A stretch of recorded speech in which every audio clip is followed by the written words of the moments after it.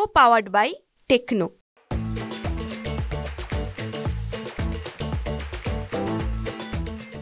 शिवसेना उद्धव बाळासाहेब ठाकरे पक्षाच्या नेत्या आणि प्रवक्त्या सुषमाताई अंधारे आपल्या बरोबर आहेत। तया संभाजी भिडेंनी पुन्हा एकदा वक्तव्य केलेलं आहे, ते म्हणजे दुर्गा उत्सवाचा जो आम्ही बट्ट्याबोळ आहे तो होऊ देणार नाही।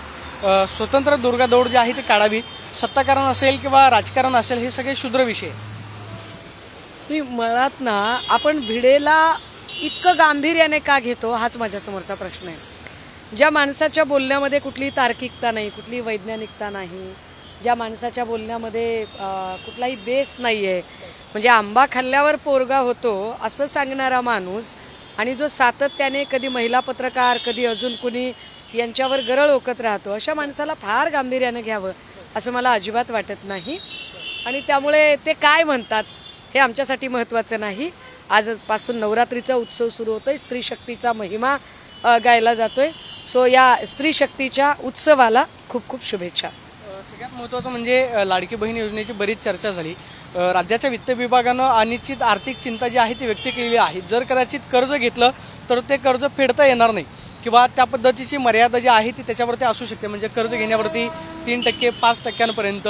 लाडक्या बहीण योजनेमुळे राज्याच्या वित्त विभागावरती बराच बोजा पडला असं तुम्हाला वाटतं? लाडकी बहीण योजनेमुळे राज्याची वित्तीय तूट आहे ती दुपटीने वाढलेली दिसून येते। लाडकी बहीण योजनेमुळे अनेक खात्यांचे पगार हे थकीत राहिलेले आहेत। ह्या योजनेला इतक्या घाईघाईने म्हणजे मतांवर डोळा ठेवत इतक्या घाईघाईने त्याला लागू करण्याचा प्रयत्न केला गेला की त्यामुळे त्याच्यात अनेक त्रुटी राहून त्या संबंधाने काही घोटाळेही आता उघडकीस येत आहेत। आणि हे आपल्याला लक्षात येते की ज्या पद्धतीने सन्माननीय मुख्यमंत्री म्हणाले की मी 8 तासात 10,000 सह्या करतो, 8 तासात 10,000 सह्या करताना योजनेच्या अंमलबजावणीला किती त्रुटी येऊ शकतात, अंमलबजावणी पातळीवर काय अडचणी येऊ शकतात, याकडे तुम्ही लक्षच दिलं नाही। हे त्याचं फार मोठं द्योतक आहे। येणाऱ्या काळामध्ये या योजनांमुळे राज्याच्या इतर खात्यांवर जो भार येणार आहे तो भरून काढण्यासाठी आपल्याला पुढची 5-7 वर्ष लागतील।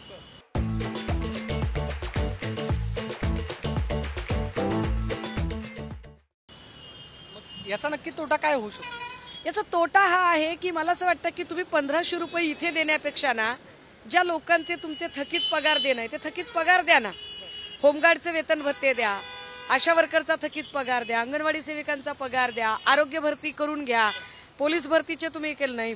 म्हणजे ज्या बहिणी आहेत त्या बहिणींच्या कुटुंबातले कुटुंब प्रमुख, त्या बहिणींची मुलं यांचं जर तुम्ही व्यवस्थित आर्थिक व्यवस्थापनाच्या दिशेने जर तुम्ही पावलं टाकली तर तुम्हाला 1500ची खैरात करायची गरज पडणार नाही। ही गोष्ट जास्त महत्त्वाची आहे असं मला वाटतं। निलेश राणेंची बरीच चर्चा आहे की ते म्हणजे शिंदे गटामध्ये प्रवेश करू शकतात। उदय सामंत असं म्हणाले की जर त्यांनी शिवसेनेत प्रवेश केला तर सगळी शिवसेनेची ताकद जी आहे आम्ही त्यांच्या पाठीशी। नाही, उदय सामंतांनी जो मनाचा मोठेपणा दाखवलाय तो मनाचा मोठेपणा त्यांनी कायमस्वरूपी ठेवावा। उद्याला उदय सामंतांच्याच डोक्यावर पाय ठेवून ज्या वेळेला ते थैतयाट करायचा प्रयत्न करतील त्याही वेळेला आताचा जो सामंजस्याचा जो त्यांचा स्वभाव आहे तो स्वभाव त्यांनी टिकवून ठेवावा म्हणजे झालं। निलेश राणेंना शिंदे गटात का प्रवेश करावा? नाही, मला नाही वाटत की याच्यामध्ये काही फार मोठी हे असेल। कदाचित फडणवीस साहेबांच्या सांगण्यावरून सुद्धा ते तिकडे जात असतील की इकडे तुझं अकोमोडेशन होणं कठीण आहे आणि त्यामुळे भाजपला जागा सुटत नसतील काही, तर त्या जागा जर शिंदे गटाला सुटत असतील तर शिंदे गटाच्या जागा तुम्ही पदरात पाडून घ्या, म्हणजे इकडून खाणाराही माझाच आणि तिकडून खाणाराही माझाच, अशा न्यायाने फडणवीसांनी तो खेळ खेळलेला असू शकतो। फडणवीस अशी खेळ खेळू शकतात असं तुमचं? फडणवीस काही करू शकतात। अहो, जिथे आमच्या अमृताबहिणींनी सांगितलं की फडणवीस हुडी घालून फिरू शकतात, हुडी घालून इकडे तिकडे जाऊ शकतात, ते फडणवीस काही करू शकतात, त्याला काय। सगळ्यात महत्त्वाचं म्हणजे राज्यात महिला अत्याचाराच्या घटनांमध्ये दिवसेंदिवस वाढ होते। पुण्यातल्या वानवडीमध्ये जे प्रकरण घडलं की म्हणजे धावत्या बसमध्ये चालकानं 2 अल्पवयीन चिमुरडींवरती अत्याचार जो आहे तो केल्याची घटना आहे। मात्र हे प्रकरण सुद्धा बाहेर येऊ नये म्हणून काही जणांचा दबाव होता, अशा पद्धतीची चर्चा आहे। पुण्यातल्या घटनेकडे तुम्ही कसं पाहता? बदलापूरमधली चिमुरडीवरचं जे अत्याचार प्रकरण घडलं त्याच पद्धतीचं हे प्रकरण सुद्धा पुण्यामध्ये पाहायला मिळालं। पुण्यातली घटना हादरवून टाकणारी आहे, आई म्हणून अस्वस्थ करणारी आहे, कारण आमची मुलं सुद्धा शाळेला जातात। त्यामुळे स्कूल बसच्या शिक्षिकेकडून अशा पद्धतीने जर ही घटना घडत असेल तर हे भयंकर आहे। कायदा सुव्यवस्था नावाची गोष्ट अस्तित्वात नाही, हे वारंवार अधोरेखित करत जातं। म्हणजे आत्ता नेसवाडियाची घटना घडली होती, हिंजवडीत एका बिल्डिंगमध्ये 8व्या माळ्याहून 6व्या माळ्यावर एका म्हाताऱ्या आजींना फरफटत ओढत आणून त्यांच्यावरती बलात्काराची घटना घडली होती।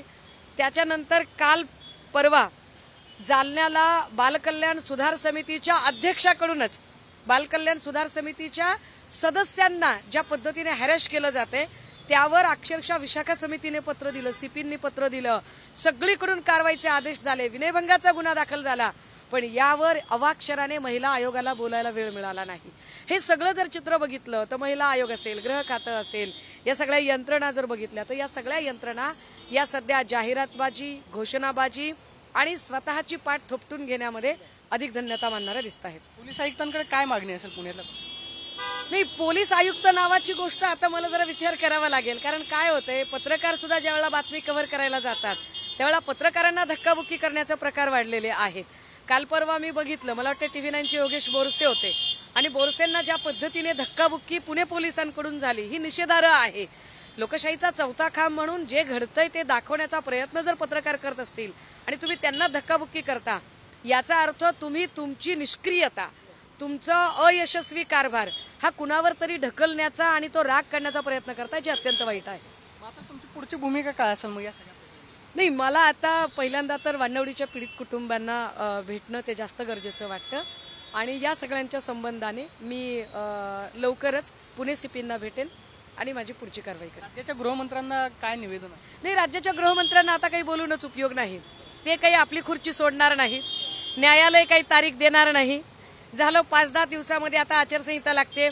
त्यामुळे आता मी महाराष्ट्राच्या जनतेला या नवरात्रीच्या निमित्ताने एवढीच विनंती करेल की आई जगदंबे आम्हाला शक्ती दे, आई अंबाबाई आम्हाला एवढी ताकद दे की या निष्क्रिय गृहमंत्र्यांना आम्ही सहन करू शकू आणि महाराष्ट्रातले अन्याय अत्याचारापासून गृहमंत्री तर वाचू शकत नाहीत, तर आई अंबाबाई तूच आम्हा लेकी बाळींचं रक्षण कर। देवीकडे काय साकडा आहे? आता आजपासून नवरात्रोत्सव सुरू होते, काय सांगितलं? महिला अत्याचाराच्या ज्या वारंवार घटना घडत आहेत, या घटनांमधून ज्या महिला पीडित होत आहेत, प्रताडित होत आहेत, त्या सगळ्यांच्या संदर्भाने या सगळ्या घटनांवर मला असं वाटतं की देवीची ती ताकद, ती कृपाशक्ती सगळ्यांवर राहावी आणि त्या निमित्ताने काही काम व्हावं। शेवटचा प्रश्न, अमित शहा सातत्यानं महाराष्ट्राच्या दौऱ्यावरती येत आहेत, त्यांनी संभाजीनगरला बैठक घेतली, कोल्हापूरला घेतली, मुंबईमध्ये सुद्धा ते आलेले होते।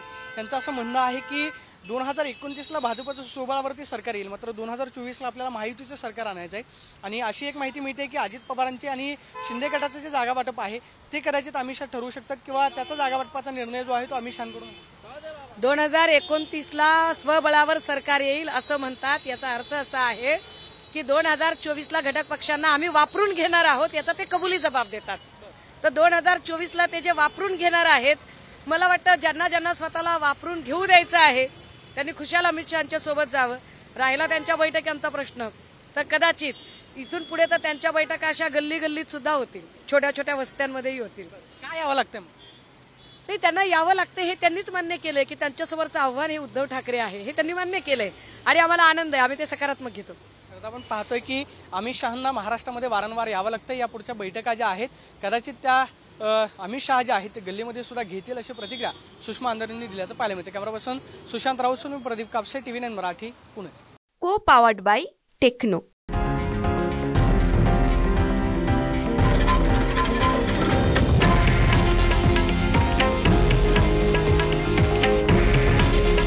हे आहे देशातील नंबर 1 न्यूज नेटवर्क आणि आपण पाहत आहात TV9 मराठी। काळजी तुमची, हित महाराष्ट्राचं।